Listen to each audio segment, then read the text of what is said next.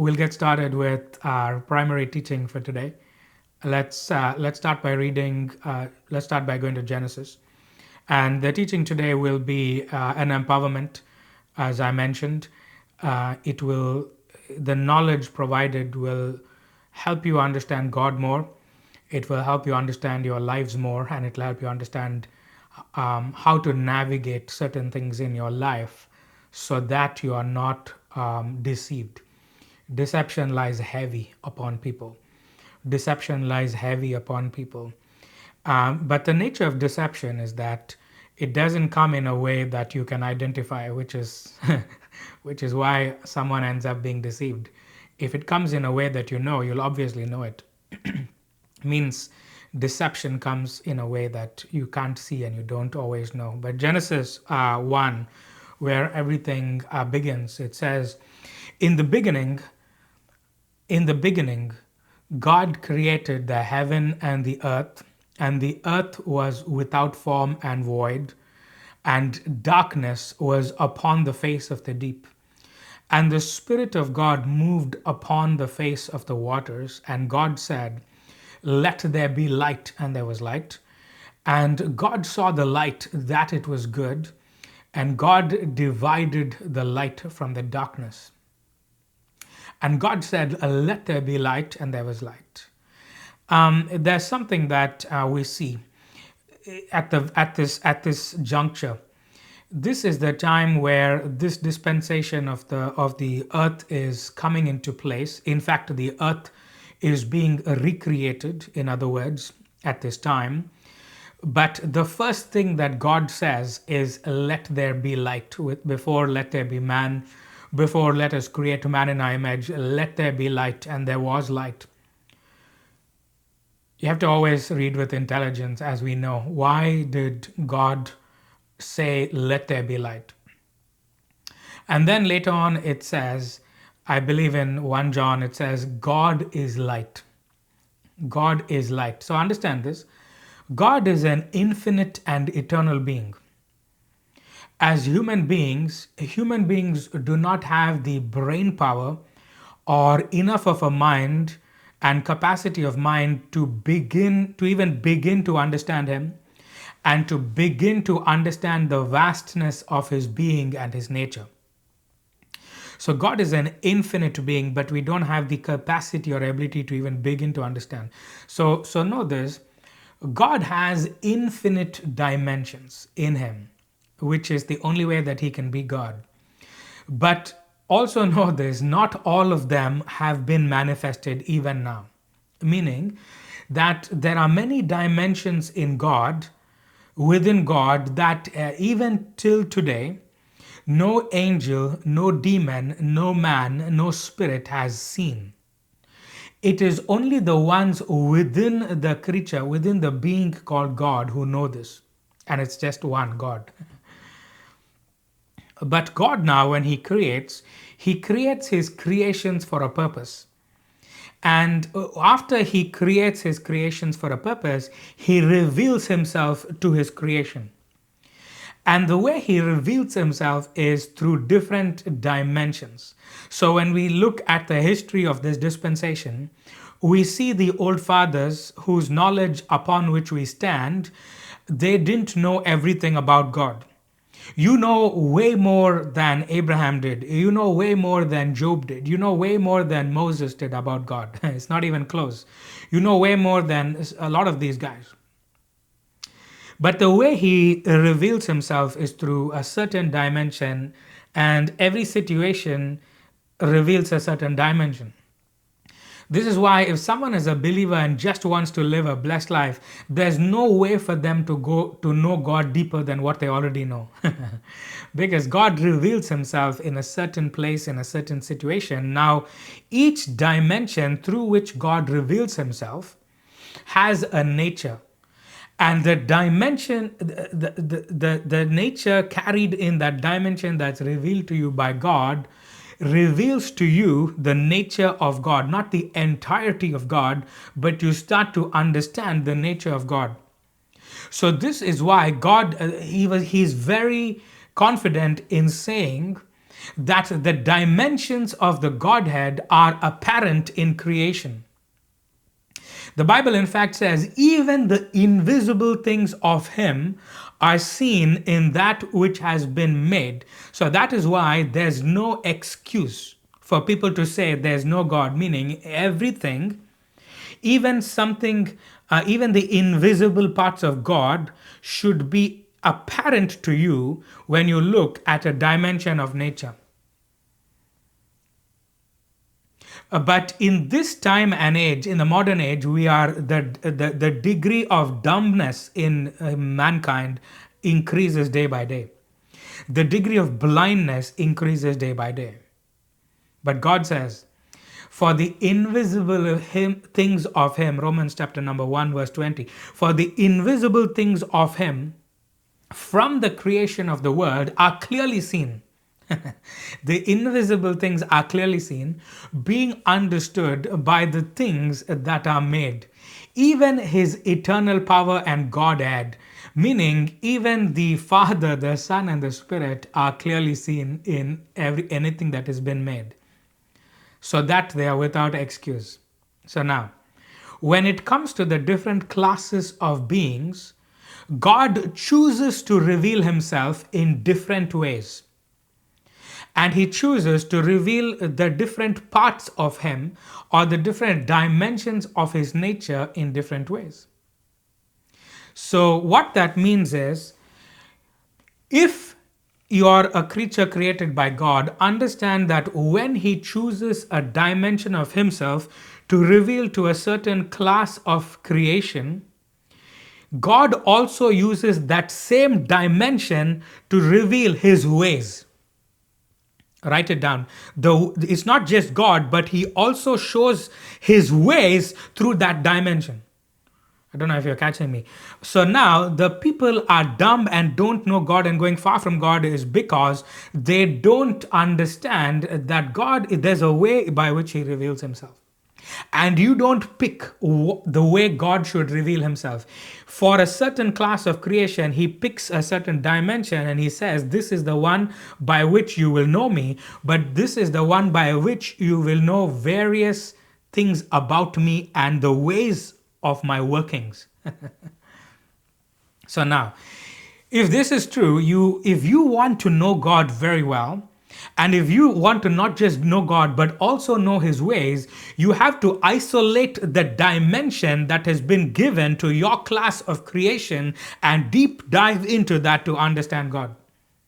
So when you isolate the dimension or dimensions given to your class, you will start to understand the manifold manifestations of that dimension. And through that, you understand God more and His ways more. Are you with me? So I'm going to explain this, but keep this point in mind. Please keep this point in mind as we go through this. So now, with each being or with each class of creation, that dimension is how He brings things of Himself to them. So someone that says, I want to understand God in your entirety will not understand God. You have to understand the dimension which He's chosen to reveal to your creation, your class of being, and your dispensation in this time, and then go to town on that dimension. So now, with human beings, God reveals only some of His infinite dimensions, but the primary dimension through which He reveals Himself to human beings is light. This is why the first thing we see in this dispensation of our age as human beings is, let there be light. And if you read the Bible, throughout the Bible, God shows a little bit of Himself here and there. He will speak of Himself as fire. He will speak of His voice as many waters, but it is not the primary dimension. The primary one is light. That's why He says, let there be light. That's why He says, I am light. That's why He says, you need to be light. Which means it is fruitless for most human beings to try to understand in other ways. You need to understand light. There are certain people who've gone past light, very few, whom God chooses now to take into other dimensions. But if you're a general human being, you need to know light. And in the next dispensation, in the next age, when the earth is recreated, it's not going to be light. That's why I said, even for a same class of beings, he will choose different dimensions. That's why in the new age, there will be no sun and moon. It's a different dimension. That's why he will even have a new name. Some of us, we will go deep in light and tap into light. And then when the next one comes, we'll be ready for a new one. So now, the first thing we see now when it comes to human beings is the dimension of light. Light is what he uses to bring things forth and to create. Now, please understand what I said is God will not only reveal himself through that dimension which he chooses for a certain class of being, but he will also show his ways and the means by which he operates for that class through that dimension. Meaning you won't understand God if you try to understand the operations of fire, most human beings. You won't understand God if you try to do a deep dive on water. You won't understand God through other things. You need to know it through light because that is what he has chosen for you as a human being. Are you with me? Are you able to understand? So even to understand the ways of God, it's only understood through light. But God also has a dimension called darkness. So please, again, in this dispensation of the earth, light is the primary dimension through which God has chosen to reveal himself, and he has chosen to reveal the manifold manifestations of that dimension, which are the ways of God. So to us, light is the nature of God, and the nature of God is revealed in light and through light. Say to me, light is the nature of God. To me, the nature of God is revealed in light and through light. But now we have to take this spiritually. Because light is one of those words that have physical implications, so many of us don't tap into the spiritual dimension of it. So first thing to understand, don't get confused that light is only that which comes from your light bulb. Don't get confused that light is only the thing that comes in the daytime and through the sun and through the full moon. Because the minute you think that is light, you already stop the possibility of you understanding deeper. So you won't understand the depth of light if your understanding is relegated to those things. So what I'm saying is, it can change your life because instead of wasting all your time trying to understand all other things, understand light. Understand the ways of light. So light is the primary nature that God shows himself in through this dispensation of the age to the class called human beings. Light is now the nature of God to you, and light is the essence of God. It doesn't mean that God is only light. He's composed of infinite dimensions. But as far as you are concerned as a human being, light is the one. So now, light is difficult to understand because it's used in many different contexts as well in the Bible. Light is also used to show the kingdom of God versus the kingdom of the enemy of God. The kingdom of light versus the kingdom of darkness. But now, darkness is not evil. This is also a misconception. Darkness is not evil because God says the light and the darkness are alike to him. But for human beings, the division between the two kingdoms is shown through these two opposite natures of one's force. But light is God, as we read in 1 John, but it also understand now light is the life of God. And life is the nature of God. Light is the nature of God, and light is the character of God. That's why he says, let your light shine. Be the light. Let the light increase within you. When you have fellowship with God, it says you walk in light. So light now becomes not just a profession, but a manifestation of the divine life within you. So let's read the deep verse. This is the foundational verse or group of verses. John, it says this 1. In the beginning was the Word, and the Word was with God, and the Word was God. The same was in the beginning with God.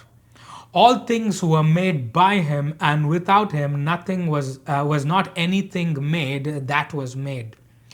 In him was life, and the life was the light of men.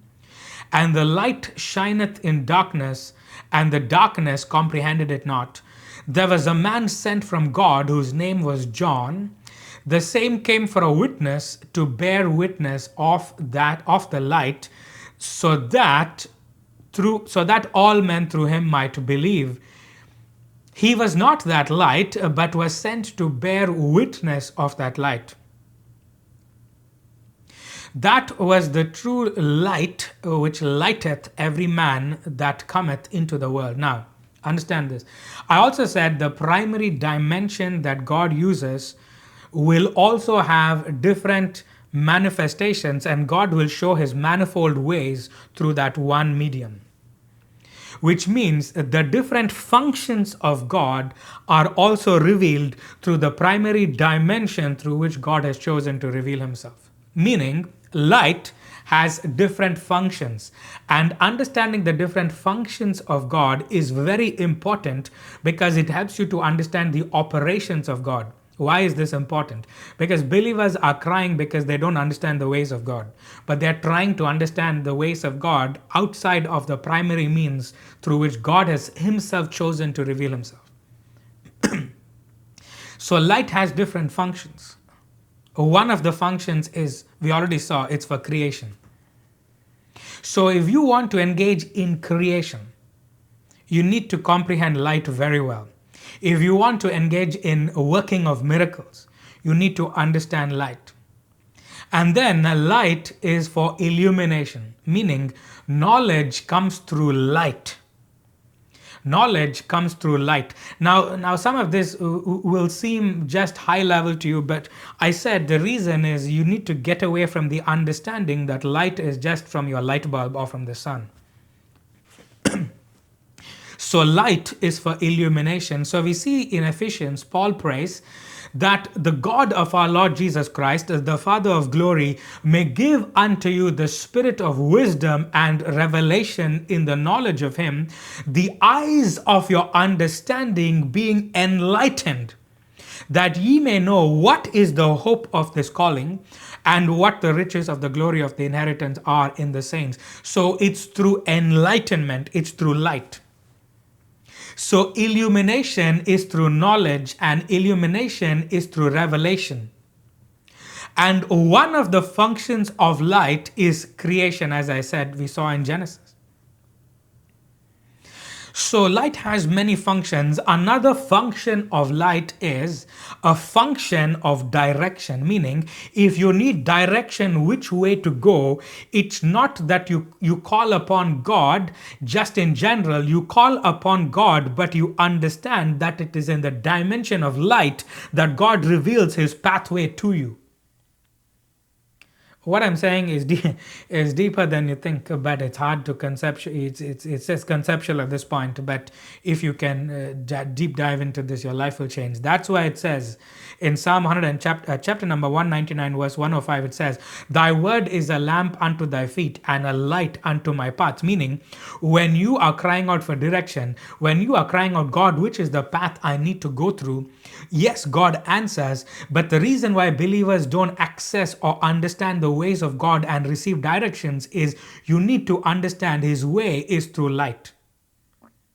It's a light unto your path, but are you looking for the dimension of light? That's why even in the world, light is always used to say, if you have this, if you have the light, you will know where to go. I have seen the light. So light, meaning light is critical to matters of purpose and matters of destiny. But there are some things that don't come in the dimension of light, but you're seeking that. And that's in fact the reason why you're not getting a direction. So another function of light is direction. Another function of light is truth. John 3:21 says, He that doeth truth cometh to the light, that his deeds might be made manifest, that they are wrought in God. Meaning, truth and light are connected, and he says, truth is something you must do. That's a teaching from another day, how to do truth. Because people think truth is something is just they read in the Bible and believe. No, truth is an action.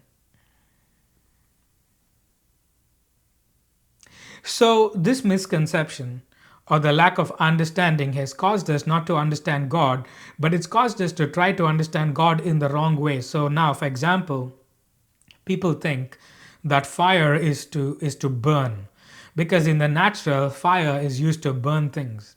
But in the spiritual, when you read the Bible, you'll see fire is used to test something or to prove something. Even when they say fire is burning, it's not the type of fire you think about, because in the spiritual, fire is used to test or to prove something. But in the spiritual, light is the one that is used to burn something. This is why it was said of John, he was a burning and shining light, and you were willing for a season to rejoice in his light. Meaning, when John came, he had a light, but that light, one of the functions, it is to shine, but it's also to burn. So when you're seeking burning, you seek light and not fire.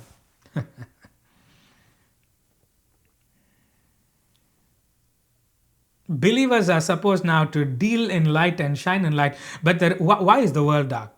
Why is the world dark today? It's because we've not understood light. We think having Jesus in us means we have light. No, it's not.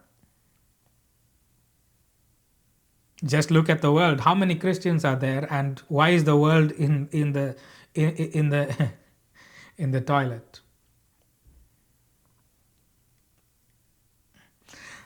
So light now is a mystery. And light has different levels of brightness and different levels of intensity, as it has many functions. Now, my aim is not to go into all the functions of light. My aim is to I'm still coming to my teaching, because I want it to be more practical. But light has different intensity, light has different functions. And when you read now the Bible, if you go now with this understanding and read the Word of God, which is the Bible, you'll be shocked. You'll be shocked at how much it talks about light. It shines brighter unto the perfect day. Gentiles shall come to your light. Light is everywhere. Now, some light attracts. Some light is without any luster. Why is this very important for believers to know? Why is it very, very important for you to know?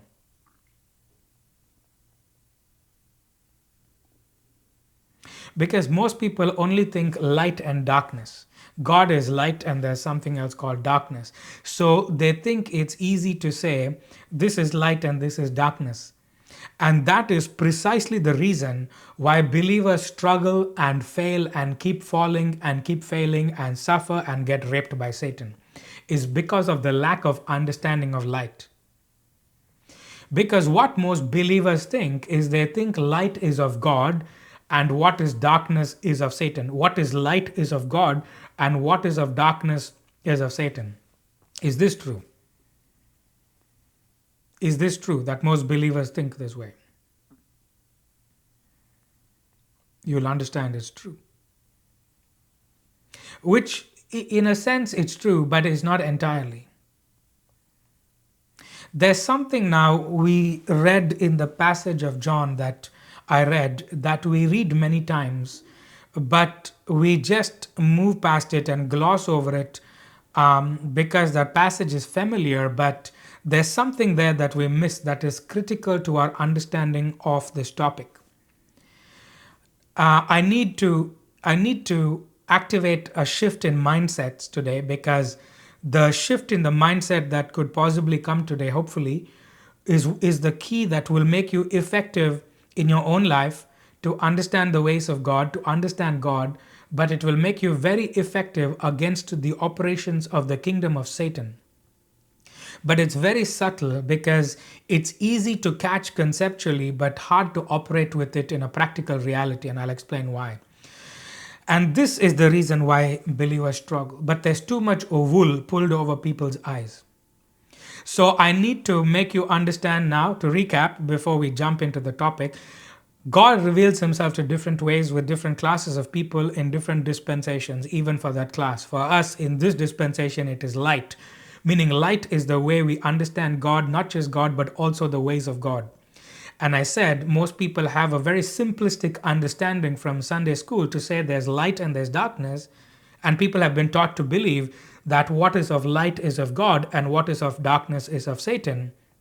And I said, in fact, that misconception is one of the reasons why believers keep falling and failing and struggling. So we need a mindset change. Right? That's our recap.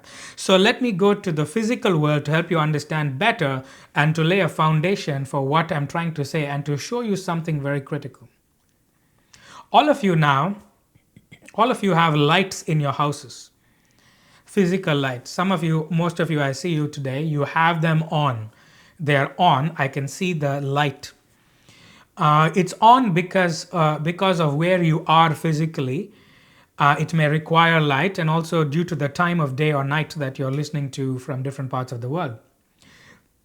Now, these lights are a type of energy as we know it.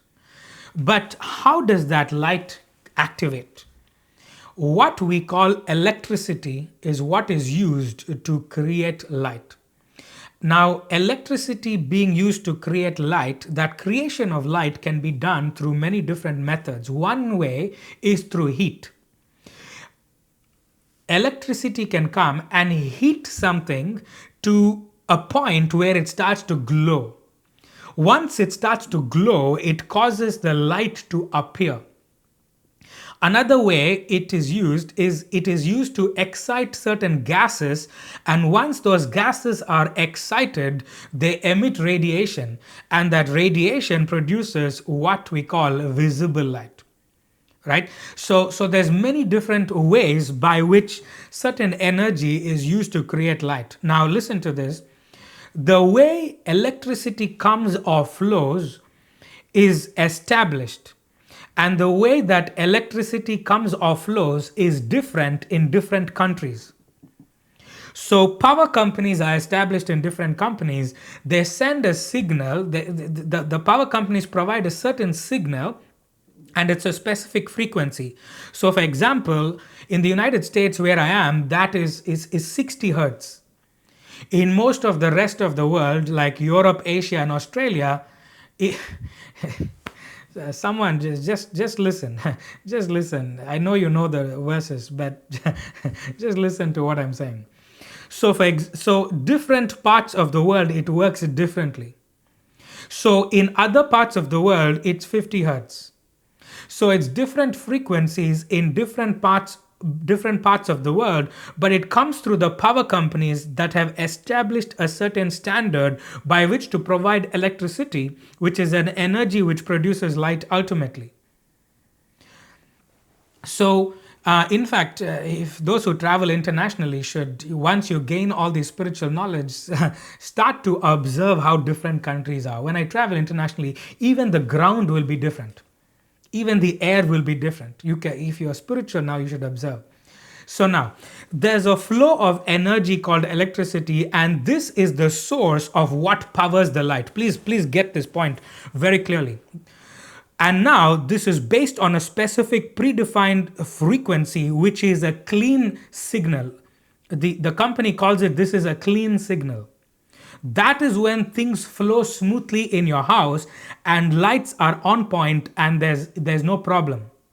Now, they provide something called a clean signal, but there's also something called dirty electricity.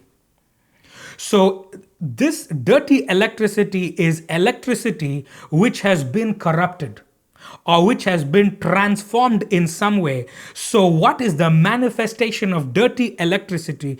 Dirty electricity corrupts your light that you see. This is when you have fluctuations, you have blinking lights, you have flickering lights, you have transformer issues. You all know it will go high and go low, go high, or it will just go dull. So what this means is that light has been corrupted by the electricity called dirty electricity that's flowing, meaning There was a standard established to have a clean signal, and that was 60 hertz in some countries. So but sometimes what happens is there are deviations from the established standard, which is a clean power. And when there are deviations in that power, it is manifested in distorted waveforms, and when you observe the waveforms you see spikes and surges. So that now impacts the light and makes the light corrupted. Are you with me? So this now is what we call electrical pollution. Now this is dangerous because in many cases where there's prolonged exposure to an environment that is a faulty atmosphere because of dirty lights powered by dirty electricity, it has serious implications for your life.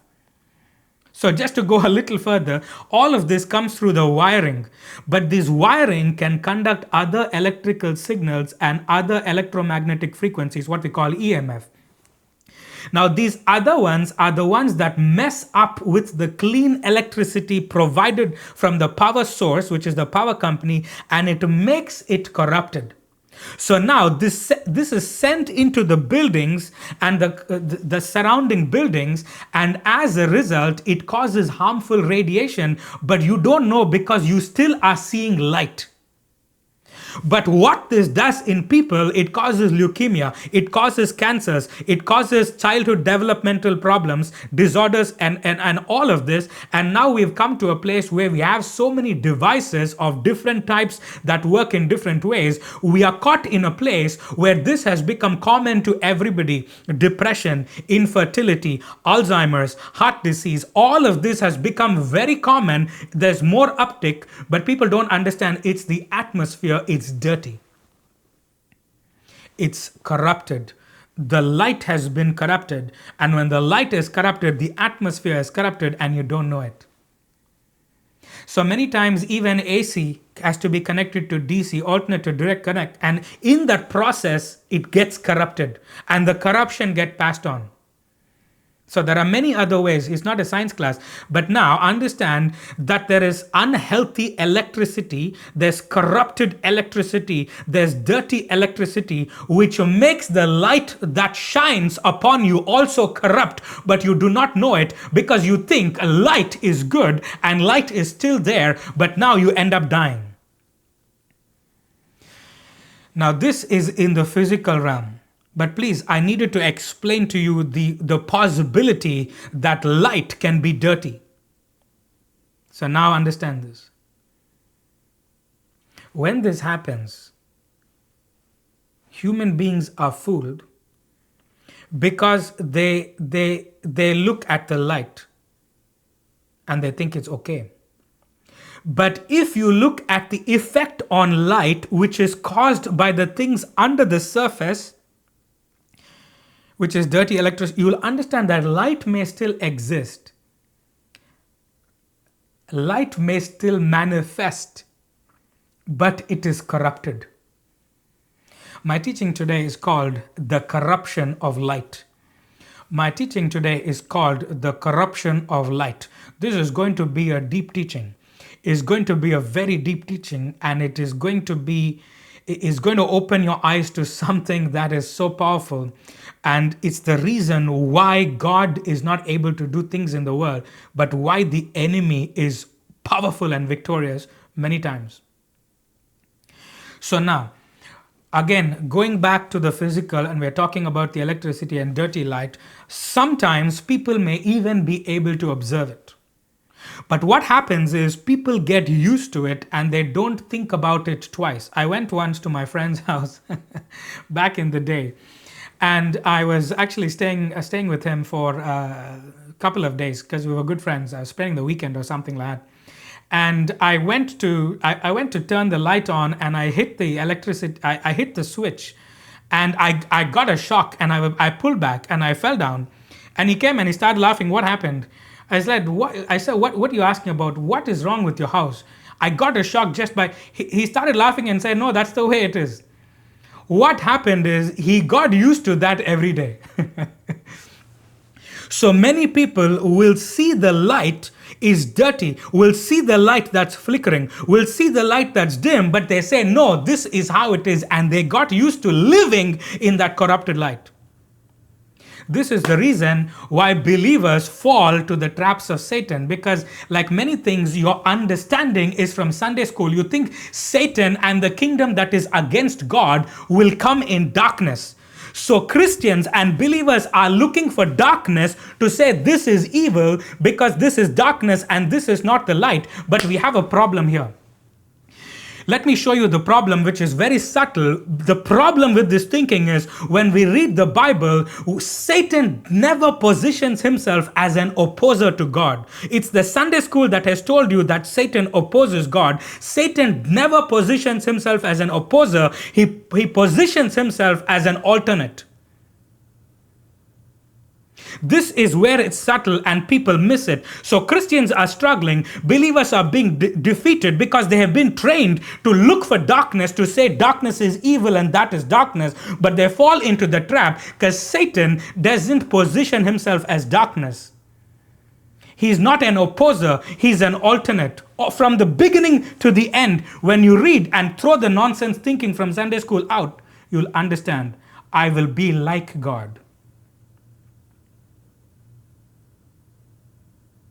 The golden calf is an alternate. These are the gods that brought you out of Egypt. They never said, this is the Satan that came against us while we were in Egypt. So there's a fundamental misunderstanding of the positioning of God and the positioning of the kingdom of Satan, because we think light and darkness is light and darkness. This is why when you check the Bible, whenever Satan comes to people, you will never see him give something contrary, completely opposite to what God said. He will mostly agree and say the exact same thing that God said, or he will validate something that God said, but he will present himself in a way that is connected to something of God. In other words, please listen.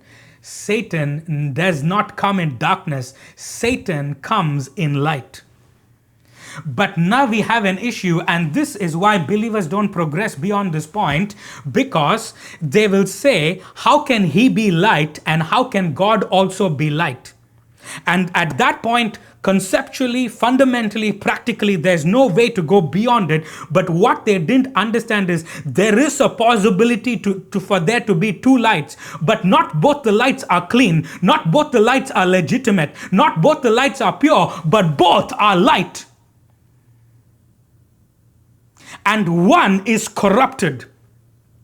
And the reason why we are struggling is because you are going after light, but you're not stopping to say, I need to understand what light is this, because they taught you only to differentiate between darkness and light, not between light and light. So fundamentally, we don't know the working of Satan. We've completely missed the boat. That's why it says in 2 Corinthians chapter number 11 verse 14, Satan is transformed not as an angel of darkness, but as an angel of light. People will agree with this. People will say, yes, he comes, but there's no way to understand. Now let's read it again. In the beginning was the Word, and the Word was with God, and the Word was God. The same was in the beginning with God. All things were made by him, and without him was not made anything that was made.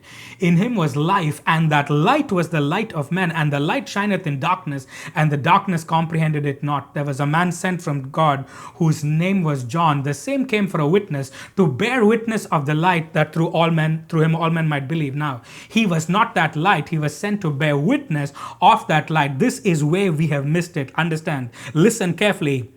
Verse 9. That was the true light, which lighteth every man that cometh into the world. This is where we have missed it for 40, 50 years. We didn't catch what God was saying. At the end, what did it say? It says, this was the true light. And this time, the L is in capital letter. When it says the light shineth in darkness, all of that, it's a small L. When it talks about this light, it's a big L, capital L. So why are they talking about light, but then specifically call out, this one is the true light? It's obvious. It means not all light is true. So a distinction has to be made. And later in Corinthians, we see why the distinction has to be made, because even Satan can come as light. But believers, this is where we lose natural Christians. This is where we lose carnal Christians. This is where only the spiritual Christians have an opportunity to be able to see it better, because this you don't see with your eyes. And Christians are looking at darkness and light. That is the wrong thing. And that's the deception of Satan. He is never coming in that darkness. In fact, it's only God. Satan doesn't come in darkness. It's too obvious. To trick people of God who don't know how to think and understand spiritual things, he come in light. And one that can't tell the difference between true and false light will take false light. That's why in all of Christendom, you will only hear things like, we need to be the light. We need to be. What light are you talking about? This is why many are deceived, and this is why most times it's the church that fights the true light, because they can't discern between true and false light, and they're too busy thinking Satan is in darkness and Satan rules and wins. Now please understand this important principle. You would be wise to write this down. When you have to discern if something is true or not, it's not in the appearance, but in the origin. This is again where believers miss it, because many times the appearance of something will never tell you that it's false. It's only the origin that can tell you, but the origin cannot be seen in the appearance. And only those who are able to go deep and discern can see the origin. And many times you have to hold the false one next to the true one in order to say if something is false or not. Now what happens though, if you need to hold the true and the false together to understand if something is true? What happens if all the points of reference become false and there's nothing to hold something true to, which will tell you if something is true? You cannot distinguish the true anymore. So this is what happened in the time of Noah. In the time of Noah, something happened. It says in Genesis chapter number 11, it says, the earth also was corrupt before God, and the earth was filled with violence. And God looked upon the earth, and behold, it was corrupt. Now listen carefully. For all flesh had corrupted his way upon the earth. And God said unto Noah, the end of all flesh is come before me. For the earth is filled with violence through them, and behold, I will destroy them with the earth. God says something scary. He says, all flesh has corrupted his way. We know this was because the fallen angels were sleeping around with everybody to mess up the bloodlines. But please understand the extent to which it happened was every single human being in the world had impure blood corrupted, except Noah and his guys. All blood was corrupt. And it says in the last days, it shall be as in the time of Noah. We are coming to the point where almost all flesh on this earth will be corrupted. That's why most of the people you are around now every day are hybrids. They are not pure human beings. But let me not scare you further, because some of them are found in the people you're married to. But Noah now, his line, it says something very interesting. Noah was a drunkard. It doesn't say that he was good. It says he was pure. It says, you have to read this carefully. It says, Noah found grace in the eyes of the Lord. And it says, these are the generations of Noah. Noah was a just man and perfect. Very interesting. It says, he was perfect in his generations. It's talking about bloodline. And Noah walked with God. People think Noah was a good man, being righteous, not sinning. No. He was the only one and his generations that didn't have corrupted blood. Meaning everything else was corrupted. That's why it says he was perfect in his generations. The world is going to get scary. If you can't make a choice, we are past that nonsense baby Christianity. We are entering into an age where things are going to get real. Noah was pure in his generations before God. That is why he found grace. Meaning the line of Noah was the only human line that was not corrupted by the fallen angel sleeping with man. People won't like what I'm saying. I don't care. Because it says in the Bible very clearly, all flesh had corrupted his way, all. But Noah and his generations were pure. Today, I praise God that God doesn't open people's eyes, because some of you, if your eyes are open to see this world, you cannot bear the truth.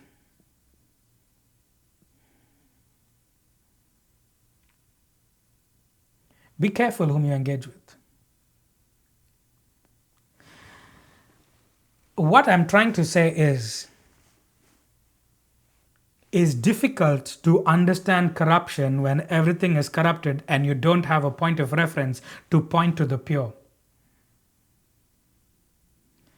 So you don't look at, from today, mindset shift is this. Stop looking at darkness to say this is darkness and light. That's nonsense. It doesn't work. Satan doesn't work like that. God doesn't. You have to be able to look at light and separate light into true light and false light. Because God told us, all others are false. I sent, this is the true light. Meaning, as in the days of Noah, every light that was in the world, there was still light, but all of that light was false. So he said, I send a true light. And that's why Jesus said, children of the light. I believe most of my teachings, I sometimes come and say this is the most important one, but this one, you will understand fundamentally we've possibly misunderstood everything. So you have to now develop the ability to look at light and say, this is the clean light, this is the true light, this is corrupted light. But this requires discernment that comes from the Spirit, which most believers don't have, because believers operate, they look with the eyes, and if they don't like the person and what they are saying, because they can't bear to hear truth, they'll say this is false. So it's a determination made from the soul, not discernment made from the Spirit. Determination made from the soul versus discernment made from the Spirit. So many times people call me false or call another preacher false. And if I ask why, they'll say, you're teaching strange things. That's not a reason for me to be called false. It just means you haven't heard of these things yet. And if you make the assumption that this one is false because it sounds strange, you're making the assumption that you're God and you know all knowledge that exists. So you're saying something is off. Now, please listen. Now, please let me come to the point. Why is this critical? Why is this important? Because Satan is pulling the wool over your eyes every day. Because we know Satan and we think we know the way he operates, but he doesn't operate in the way the church thinks.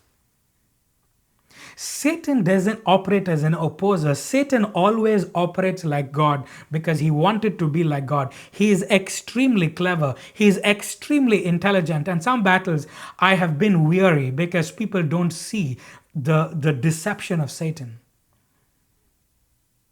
He is extremely intelligent. He knows and uses the ways of God. But the people of God are ignorant of not just the devices of Satan, they are also ignorant of the ways of their own God. Which is why believers are raped every day by Satan. What does this mean? Please understand this.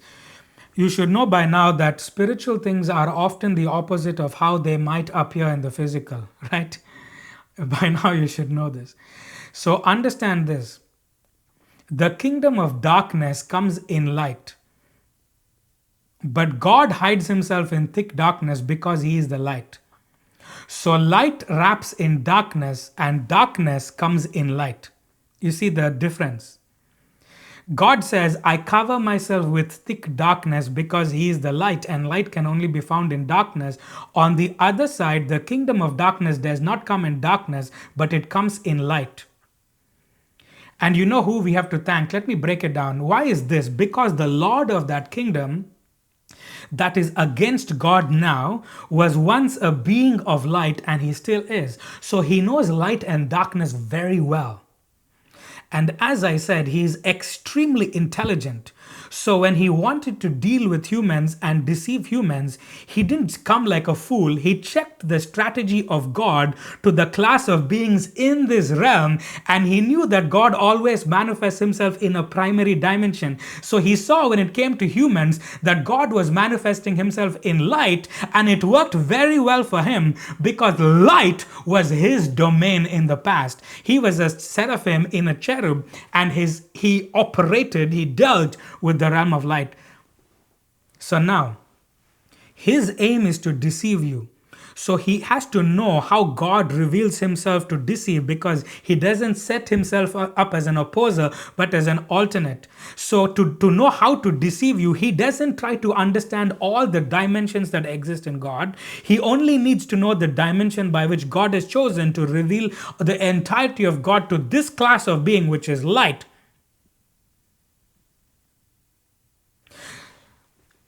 But he was the guardian of light. He was the bringer of light. So one who knows the dimensions of light knows something about light that you don't. This is why he never uses darkness to deceive you. He always uses light. One of the things that Satan knows, being a master of light, he knows one thing.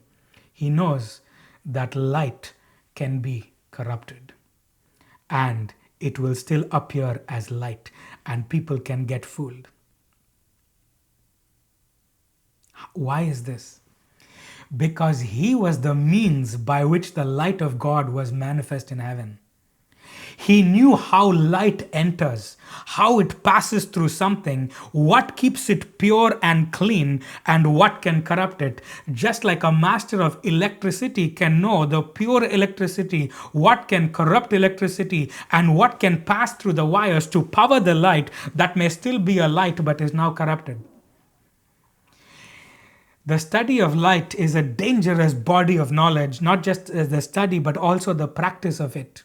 The knowledge of the ways of light. And apart from God, there has never been as another one as skilled in this as the one that was in the being called Lucifer, because he was a light bringer, he was a light bearer, he was a son of the morning. He's called Lucifer, son of the morning, but when you look at the word for that in the Bible, the word morning also means light. So he was Lucifer, the son of light. In other words, he's the son of light. His task in heaven was to cover the light and handle the light and manifest the light. So the others that saw the light that flowed through Lucifer had no understanding whether it could be true light or false light. So if he corrupted something, he was the one conducting light. So they would still think that it was from God. Because what was he? Ezekiel chapter number 28 verse 14. Thou art the anointed cherub that covereth, and I have set thee. So what was he covering? He was covering the throne of God. The light would come from the throne of God, but it would flow through Lucifer, and it came out as a kaleidoscope. The entire glory, the entire multi-dimensional splendor and majesty of God was seen through Lucifer. He was a master of light, and that is why he has an edge over you. Now please listen. After decades and millennia and everlasting time of being the one that covered the light to show the different manifestations, Lucifer experimented with something. Please listen. Now you'll understand a lot of the verses that are in the Bible that you've never understood. Today you're going to understand. I talked about dirty electricity. I talked about dirty energy that makes the light dirty. So Lucifer, listen to this. I said this teaching is called the corruption of light. Thine heart was lifted up because of thine beauty. Thou hast corrupted thy wisdom by reason of thy brightness. Meaning Lucifer found that as he covers light and manifests it, there's a way I can corrupt this light. It says by reason of the brightness, meaning by reason of the degree of the intensity of light that came through Lucifer, just like electricity comes through wires, thou hast corrupted. It corrupted his wisdom, meaning the way he shows that light. I don't think you know why God kicked him out. So the brightness that came through him from God was what corrupted his wisdom. So he's like the medium that is showing the light to all of heaven by covering the light, and what God placed in him showed the light in multidimensional glory, and he showed the dimensions of the light of God, and he was a son of light. So when God needed someone to be chosen for this job, there were many different orders of beings he created, but there was one order of being called, this is the order of the sons of light. So he picked the brightest and the best one from that order called the sons of light, and he gave him this job. So the job of Lucifer was to diffuse the light into glorious dimensions, and people and beings and angels and spirits would see the glory and the majesty and the splendor of God and fall down and worship. That's why but he was the way by which this light. So when God comes to Job and asks the question, Job, do you know this? Do you know that? God says in Job chapter number 38, verse 24, do you know, Job, the way by which light is parted?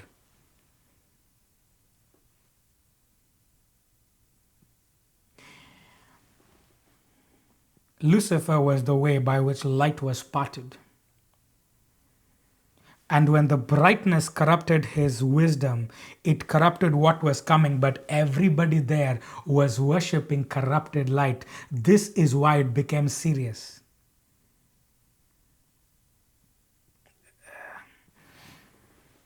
That same being, do you think you can navigate the ways of his deception?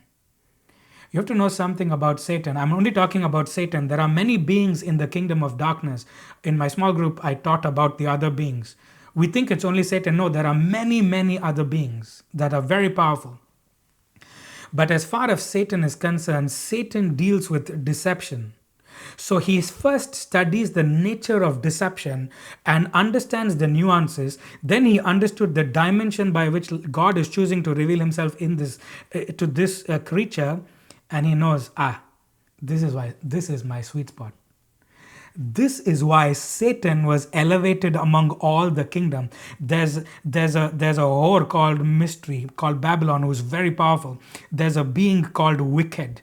In Thessalonians it shows there's a being called wicked who is very powerful. But they made Satan the ruler because Satan is the one that understands light, and Satan is the one who's most powerful. The other ones, they understand other things.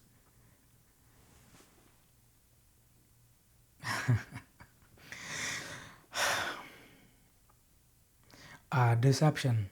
When someone has been deceived, it's very difficult to help them because they are deceived not by darkness but by light. That's why I told you, many of you are praying for answers that God has already sent, but you were deceived and you demonize the answer that God has sent. How can John, the one who knew the prophecies from the beginning, who knew Jesus, who baptized Jesus, who saw heavens open, he then turned around and said, are you really the one?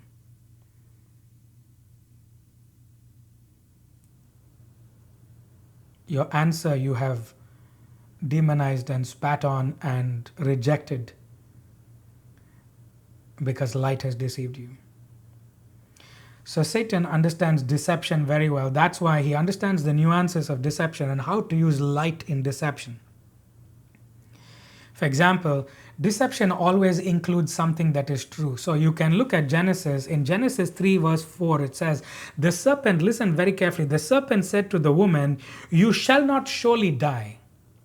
For God doth know in the day you eat thereof, then your eyes shall be opened, and you shall be as gods, knowing both good and evil. Everything he says is true.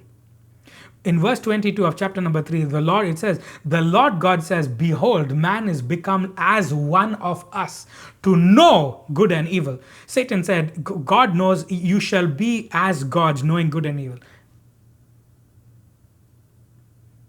But Christians are taught to look for darkness and evil, but Satan never comes that way. Now listen, Satan is very clever, more than you. He picks things that he knows will succeed. He doesn't pick things that will fail at the start. Meaning something that is very obviously evil, he never will pick that. Why? Because if the intent is to deceive a believer, the believer will see through that. So this is where good believers are falling, because they look at something that seems outside of their definition of good and say that is evil. No, not always. In fact, even the opposite they do. So Satan knew, though, from before, that though light and darkness are from God, and though God controls them all, he understood that light always seems to have a certain advantage over darkness. So I'm now talking about, based on the fundamental ways upon which God reveals, I'm now talking about the mindset. How did Satan arrive at his incredible strength in deceiving you? He understood that light always seemed to have an advantage over darkness in this earth. In some other world, maybe darkness will have an advantage, but it's why? It's because God chose light here. So the mighty men of God, the ones that have wisdom, also understood. Ecclesiastes, the man of God said, I saw that wisdom excelleth folly as far as light excelleth darkness. Isaiah chapter number 9 verse 2, the people that sat in darkness, the people that walked in darkness have seen a great light. Those that dwell in the land of the shadow of death, upon them hath the light shine. So Lucifer was observing, and he saw that whenever God wanted to reveal something to humans, God seemed to be favoring the dimension of light. And because of that, humans understood light as something good. For everyone that doeth evil hateth the light, neither cometh to the light, lest their words should be. So now, if I am a deceiver, if I am Satan, I want to be successful in my deception. So the way I will be the most successful is not to come as something that is anti-light, is not to come as something that is not light, but I need to come as something that is light, so that I can fool the people. But behind the scenes, what is powering dirty light is dirty electricity, but you see light and don't know it's light. Same way, you never get fooled by the appearance, you have to look at the origin. So Satan can be the origin to power something called light.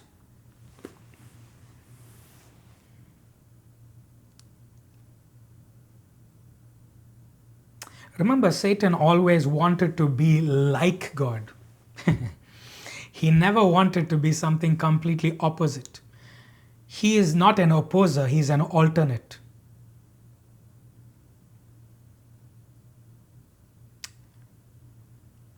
So God comes in darkness to show himself as light. Satan comes as light to manifest the kingdom of darkness in you. So God says, we have come to open their eyes. Acts chapter number 26 verse 18. To open their eyes, to turn them from darkness to light, and from the power of Satan unto God, that they might receive forgiveness of sins and the inheritance among them. This is a very true statement, and there are many statements like this. But the problem is when we take these statements and don't understand the nuances and the operations behind the statement. So we think, that's why good Christians reading the Bible say we are turning from darkness to light. So Satan is the kingdom. That's very true. But you need to understand his operations. Does he come as darkness, though, even though his kingdom is a kingdom of darkness? No, he comes in light, and that light leads you to a kingdom of darkness. Where did Satan get this idea from? God, unto those who sat in darkness has shined a great light. Satan always copies God. But God also comes as light to take you out of the kingdom of darkness into light, and he's the true light. Satan comes as a light to take you into the kingdom of darkness, but he's a false light because he uses the ways of God. Why? Believers don't trust God. Believers think their ways are better than God, but Satan trusts God more than believers. He knows God's ways are powerful. He knows God's ways are higher and they mean something. So he copies God, but believers say, no, my way is better. So he studied and understood the functions of light, one of which was how to corrupt light, being the source that conducts light. And he uses that. So now, earlier in this teaching, I taught about the various functions of light. I only highlighted a few, but that's another teaching. I taught light is creation, light is direction, light is illumination through knowledge and intelligence and revelation. Light gives direction. So now, please listen. If everything I said was true, and it is, Satan will also mimic those functions of light.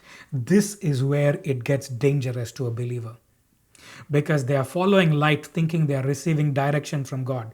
This is why Satan uses light to illuminate. He gives illumination. It's why we have groups like the Illuminati. So when you go and engage with the Illuminati, they will not offer you darkness. They won't say, come and join Satan's kingdom. They'll say, we are here to bring light to mankind. They are also using light. The question is, what light is it? So the enemy, if he wants to deceive, he will never offer you darkness. If you see a satanic cult offering you darkness and Satan, that is a baby stuff. They themselves don't know how their own father Satan operates. The ones that know their father Satan, they'll offer light. Because he has to offer light to deceive you, because he's trying to deceive you and you know the ways of God. So he uses the ways of God to deceive you. But you didn't study the ways of God enough because you think your ways are better. This is why believers fall. This is why the enemy has to offer the same things that God offers. This is why when you see many religions, they will offer light and harmony and brightness. It has to be a credible alternative so that people can be deceived and choose it. Every day, the decisions you make, you think you're making it by light, but did you ask what light is leading me? Light is what leads the way. It's one of the functions, meaning Satan will also offer you a path that seems good, meaning Satan will bring Bible verses to you. Check how he approached Jesus. He will bring Bible verses. So you'll take the Bible verse, you will say, God led me in this way. This is why I have chosen this path. But a prophet comes and says something, you'll say, no, what you're saying is wrong because God spoke to me. No. Light spoke to you. Do you know who was the origin of that light?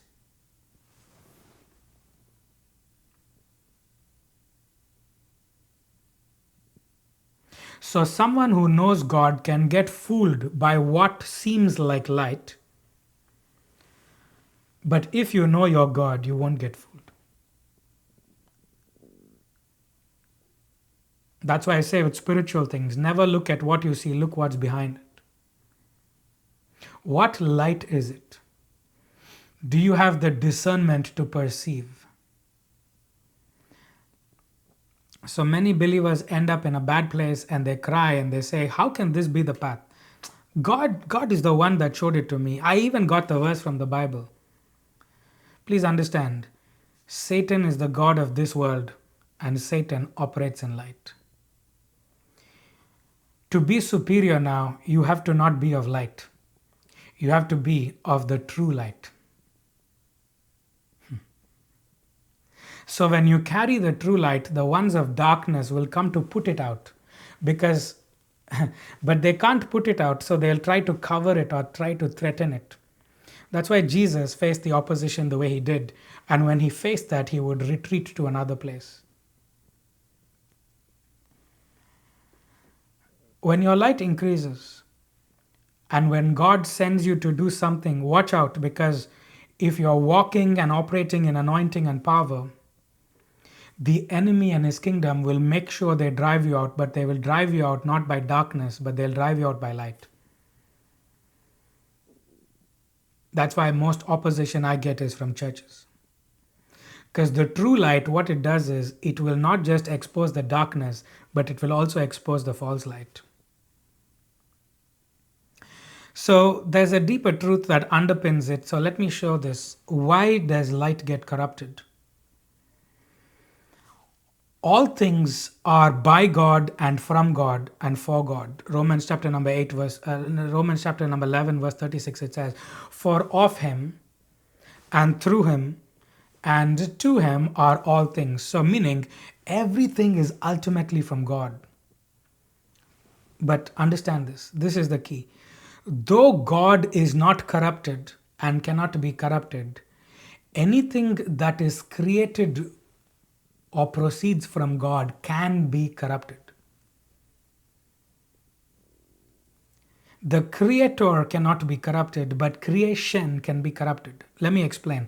It's very easy to see this in plants and animals and even human beings because the physical body is tangible and you see changes as years go by.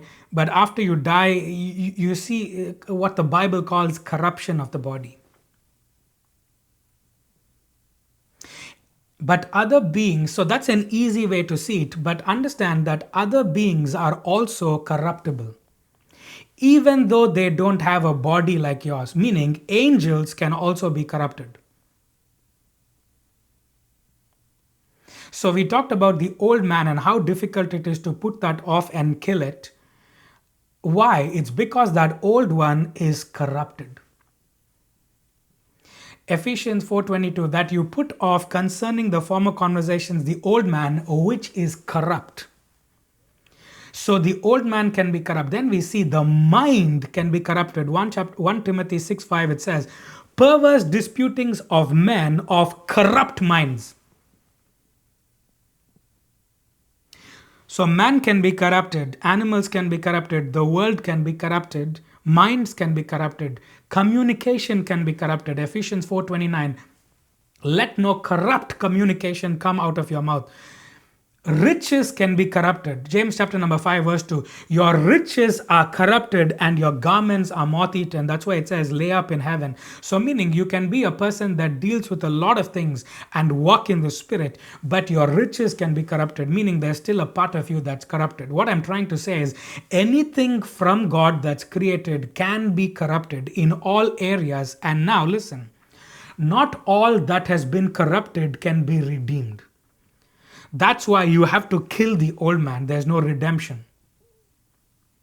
Fallen angels cannot be redeemed, though they were good, but they became corrupt.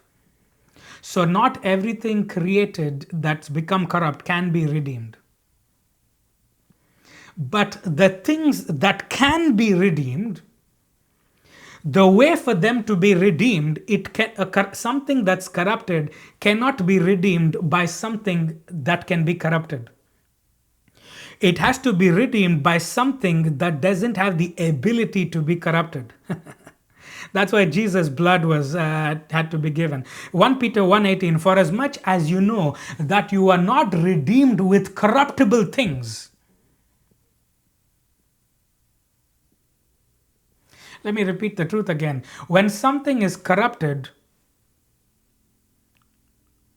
you cannot know that it is corrupted looking at the appearance.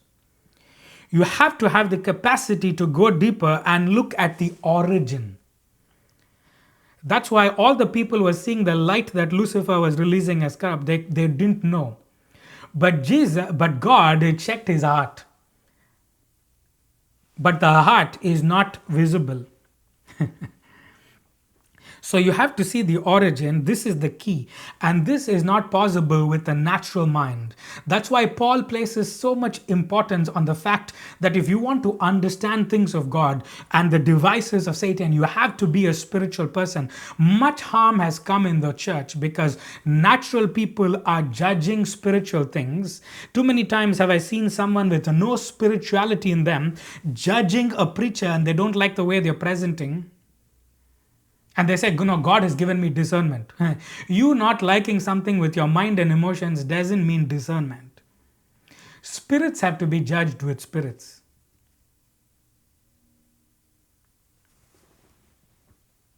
So seek to grow in the spirit. Seek to be led by the spirit. Seek to understand things of the spirit with your spirit, not your soul, in order to know things of God and also to judge which is of God and which is of Satan. I highly recommend this. Don't try to judge anything or make any conclusions about any spiritual things until you have gone through this process, which is mostly lost in this age. So, coming back to the crux, The corruption of light is not seen in the light. It is seen in the variation of the force that powers the light. So dirty light is dirty because the electricity that powers it is dirty. So you can never see the light and discern.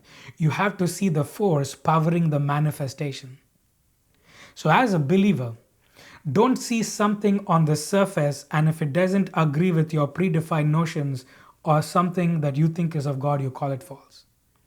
Meanwhile, something you think on the surface that looks good is not good. So I went through this process, and at a certain point, since I was deep in the angelic and operating with angels, there was a certain point where fallen angels came and tried to fool me. And believe me, if you see with the eyes of your spirit and the eyes of your physical eyes, there's no difference between Gabriel and one trying to come as Gabriel. I have seen both. Both will appear same. Both will appear as the angel of light. Both will look same. You won't find a difference. But the way is to see deeper. I saw with other eyes, I saw with other things, and I knew, even though what I was seeing was Gabriel, I knew this is not Gabriel.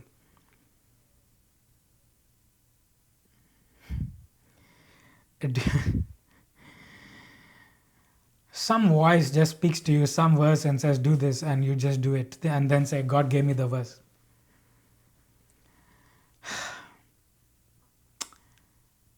This explains why the lives are messed up in the believing church. We have to do all we can to invest in spiritual growth. We have to do all you can to invest in spiritual growth.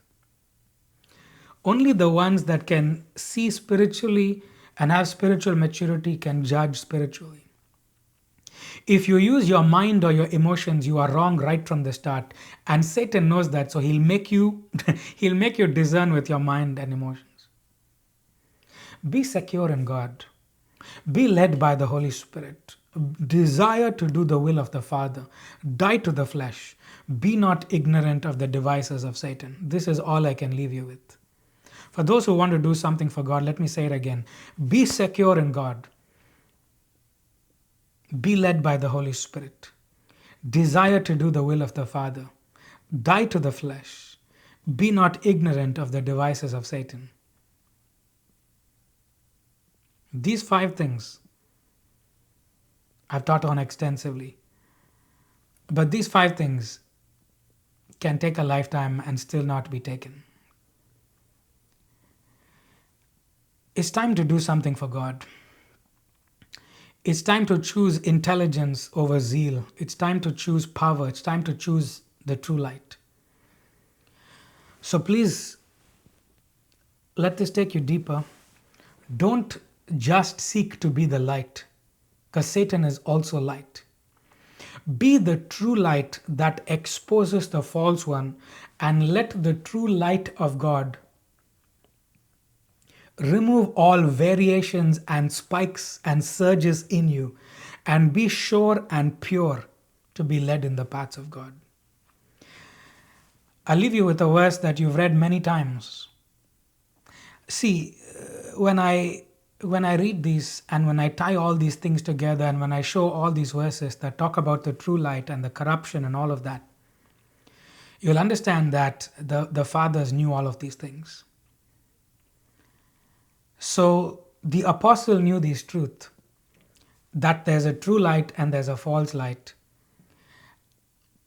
And the false light comes with variations. That's what but it's still light.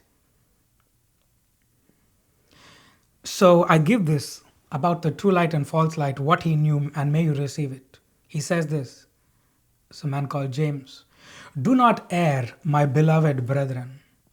Every good gift and every perfect gift is from above. And listen carefully.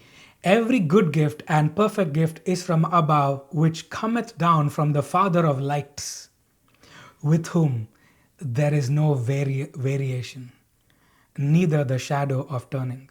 He is the true light. May your light be true today. God bless you.